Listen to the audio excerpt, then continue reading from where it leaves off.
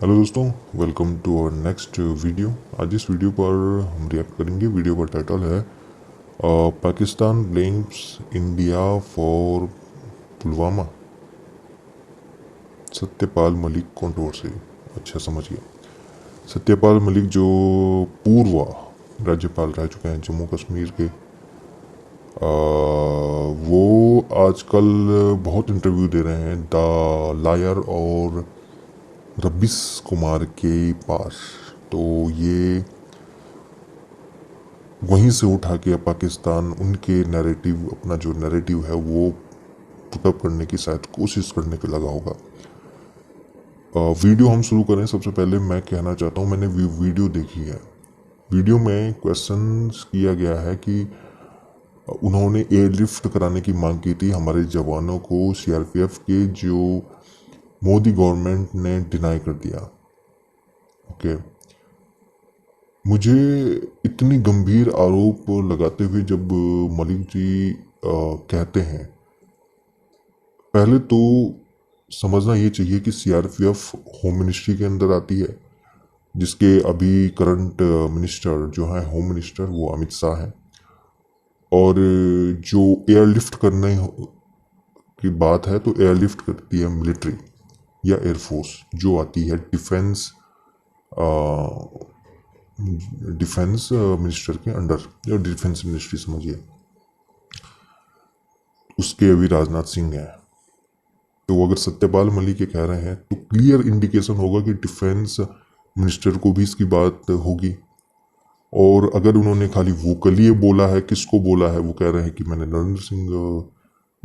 नरेंद्र मोदी जी को बोला है, या इन्होंने अमित शाह को बोला है, आखिर कैसे बोला है, वर्बली बोला है या लेटर पैड के थ्रू बोला है। देखो, एलिगेशंस लगाना बहुत आसान है, सजेशंस अलग बात होती है।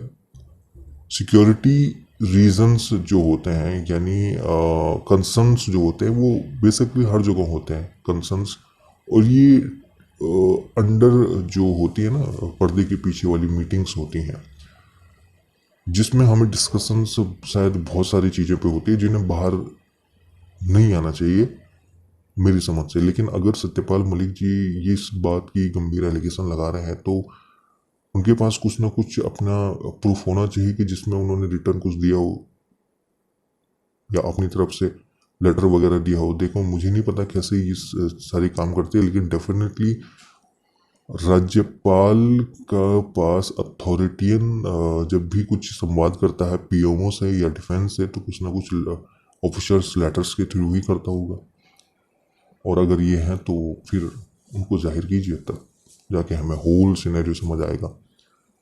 खैर, ये अगर नहीं होता, ये घटना नहीं होती जो बहुत ही दुखद थी, तब शायद इस सारी कंट्रोवर्सी की, या ये सारी कंट्रोवर्सी नहीं होती। लेकिन अब ये घटना हो चुके हैं, और 2018 या 19 के अंदर ये जम्मू कश्मीर में थे, और 19 में एक घटना हुई थी, और उसके 4 साल बाद खुल रहे, मतलब इनका जमीर अचानक जाग गया। 19, 20, 21, 22, 23, 4 साल बाद, ये 5 साल बाद, जब इन्होंने सर्व कर लिया, मेरे ख्याल से नॉर्थ ईस्ट में इन्होंने सर्व किया है एज ए गवर्नर। अब आपका जो टर्नओवर है कंप्लीट हो गया है, तो अब आपका जमीर जाग रहा है। खैर, वीडियो को देखते हैं। Hello and I welcome you all to world affairs. मैं हूं प्रशांत धवन। नाउ रिसेंटली पाकिस्तान ने इंडिया पे आरोप लगाना स्टार्ट कर दिया है और ये कहा है कि पुलवामा का असली दोषी इंडिया इनके हिसाब से। यहाँ पे मैं आपको बताना चाहूँगा, पहले तो पुलवामा अटैक्स के बेसिक्स के बारे में पहले जान लो, उसके बाद मैं आपको बताऊंगा कि पाकिस्तान के मीडिया ने, इनकी सरकार ने क्या कहा है, पाकिस्तान किस तरीके से एक पूरा नैरेटिव चेंज कर रहा है इंडिया की डोमेस्टिक पॉलिटिक्स के हिसाब से। नाउ 14 फरवरी 2019, ये डेट हम में से कोई भी भूलेगा नहीं, क्योंकि ये वो सैड दिन था जब पुलवामा हमला हुआ।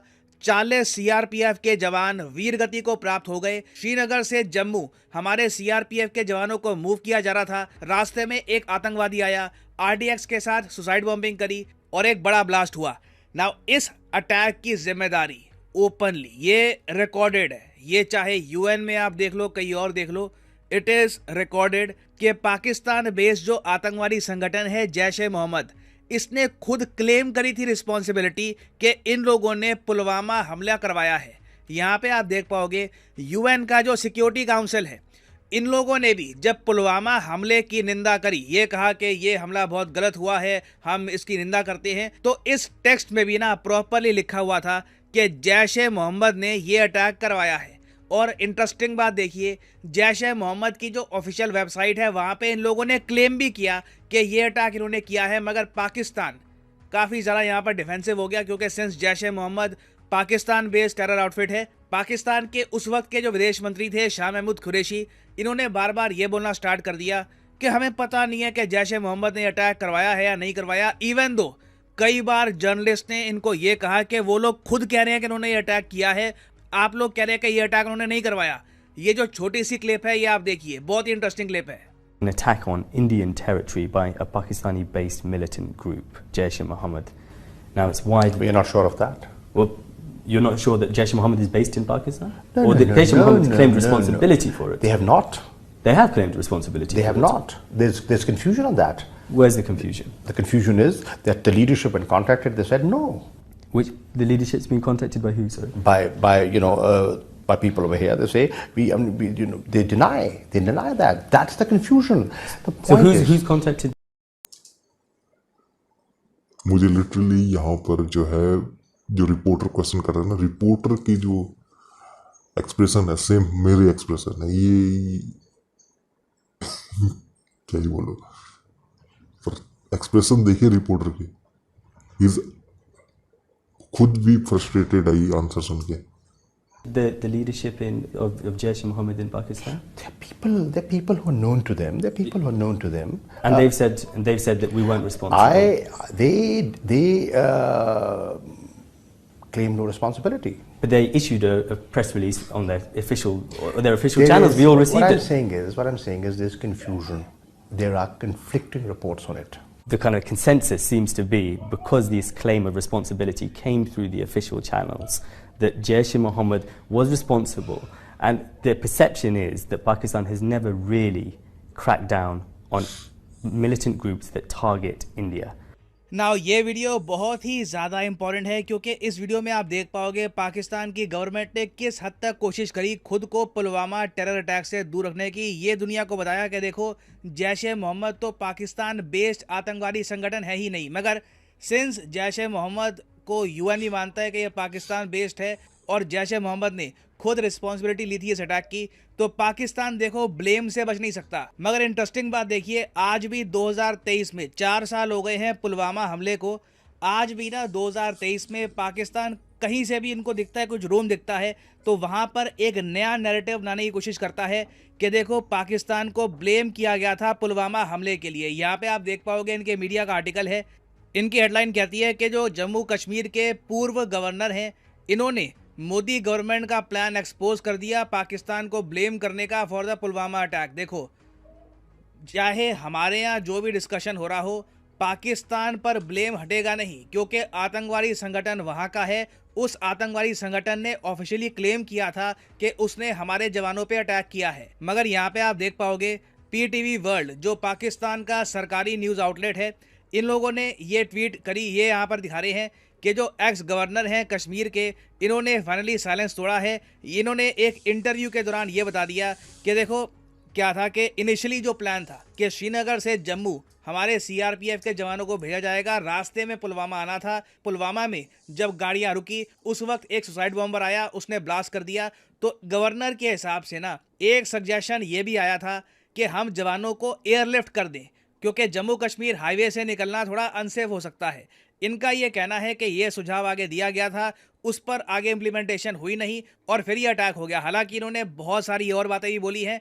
एक आरोप इन्होंने यहाँ पर यही बताया कि इनकी PM मोदी से बात हुई और PM मोदी ने इनको ये कहा कि आगे ये जो इशू है इतना डिस्कस करना मत मीडिया के सामने, कि एयरलिफ्ट का भी ऑप्शन हमारे पास था। ये बात इन्होंने यहाँ पर कही है अपनी तरफ से। नाउ गवर्नमेंट ने अभी तक इनकी स्टेटमेंट के रिएक्शन में कुछ बोला नहीं है, मगर यहाँ पे हमको ये बात समझनी होगी। देखो, हम अपने जवानों को एयरलिफ्ट करते या फिर कोई और हमारे पास ऑप्शंस होती, ट्रेन का इस्तेमाल करते, कुछ और करते, ये इम्प्रूवमेंट का क्वेश्चन है कि हमारे जवानों की सेफ्टी में हम और क्या क्या इम्प्रूवमेंट्स कर सकते हैं। इसका कहीं से मतलब ये नहीं होता कि पाकिस्तान के टेरर आउटफिट्स इंडिया में अटैक करेंगे।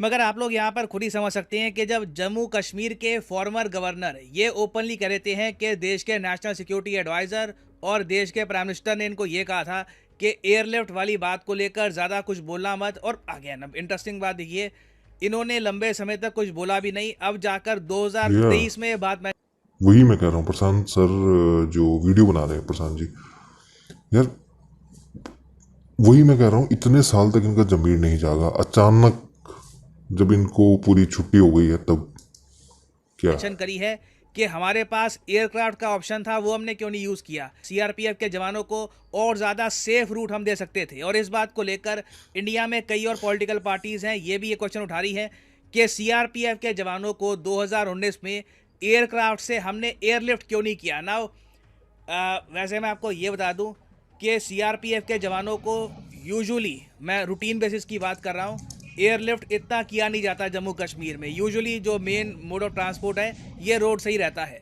मगर सिंस अटैक इस केस में हो चुका है तो देखिए क्वेश्चन तो उठेंगे कि हम और ज़्यादा बेहतर क्या कर सकते थे, और इम्प्रूवमेंट्स हम क्या कर सकते थे जो उस टाइम नहीं करी। बट सैड बात यह है कि हमारे देश में जो ये डिबेट हो रहा है, जो डिस्कशन हो रहा है, इसको लेकर देखो पाकिस्तान ने इंटरनेशनल नैरेटिव फिर से चेंज करने की कोशिश करी है। और अब कोई बड़ी बात नहीं है, ये यूएन में और जगह भी बाद में पुलवामा हमले का मेंशन करे और ये कह दे कि देखिए फाइनली इंडिया में रियलिटी सामने आ गई, पाकिस्तान को ब्लेम करने की कोशिश की जा रही थी। देखो मैं कहता हूँ, अगर एक भी जवान वीरगति को प्राप्त ना होता ना, तब भी अटैक होता, तब भी ये गलत था। पाकिस्तान के टेरर आउटफिट्स इंडिया पे अटैक करेंगे भी क्यों। तो ये टॉपिक देखिए सडनली वापस न्यूज़ में आ चुका है because of former governor of Jammu Kashmir, और पाकिस्तान इस टॉपिक को internationally in the future raise भी करेगा और प्लेटफॉर्म्स पे। तो इन द फ्यूचर इस टॉपिक से रिलेटेड अपडेटेड वीडियोस मैं लाता रहूंगा। और फाइनली यहाँ पर मैं ये भी ऐड कर दूं कि लाइफ में अगर आप एक बार प्रॉपरली एक एग्जामिनेशन की तैयारी करना चाहते हैं, घर बैठे या काम करते हुए कहीं भी, तो अनअकैडमी। तो ये वीडियो थी, वीडियो का एंड था। अभी क्वेश्चन जो इन्होंने रेज किया प्रशांत सर ने भी और मैंने भी सेम, कि 2000 इतने साल आपने सर्व किया एज ए गवर्नर, तो जमीर आपका तब जागा जब आपको गवर्नर पद से निकाला गया।